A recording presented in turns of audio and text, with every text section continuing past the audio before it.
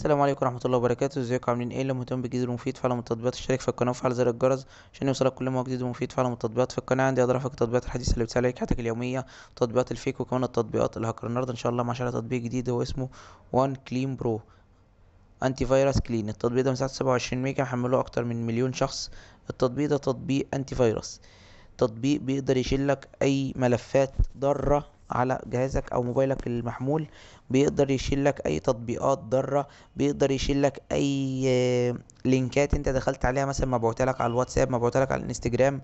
بيقدر يعرفك ان اللينكات دي ضاره وان انت لازم تمسحها وما تخشش عليها اكتر من كده. يعني مجرد ما بتخش على اللينك بيقدر ان هو يعرفك، يقول لك خطر او احذر او اطلع من الصفحة دي او ما تخشش فيها اكتر من كده، علشان ده مثلا تجسس او ده هاكر للموبايل او ده حد بيحاول يخترق جهازك.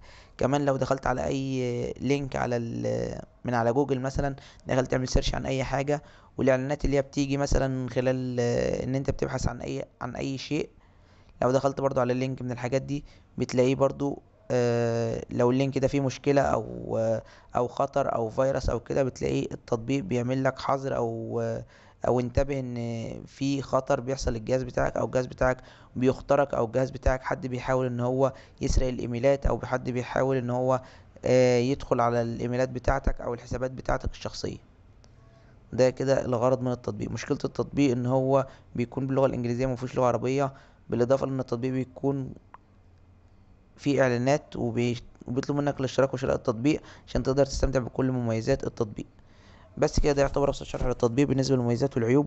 لو عجبك شرح التطبيق يا ريت تدوس لايك للفيديو. لو عايز شرح التطبيق معين يا ريت تسيب لي في كومنت لو شفت ميزه او عيب للتطبيق في اي تحديث من التحديثات القادمه، اكتبها في تعليقات الفيديو. شكرا، سلام عليكم.